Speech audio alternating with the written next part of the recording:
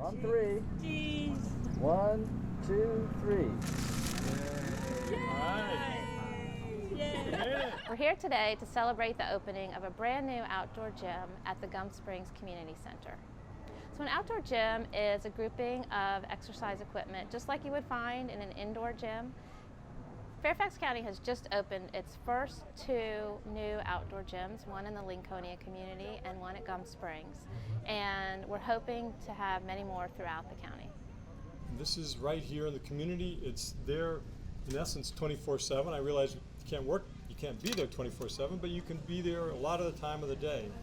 Pretty high quality equipment, modern and updated, and allows for a variety of different exercise types, such as muscle strength, core strength, cardio, flexibility, and balance. So Fairfax County is investing in outdoor fitness as a way of leveling the playing field and making health and wellness equitable for everyone who lives in the county.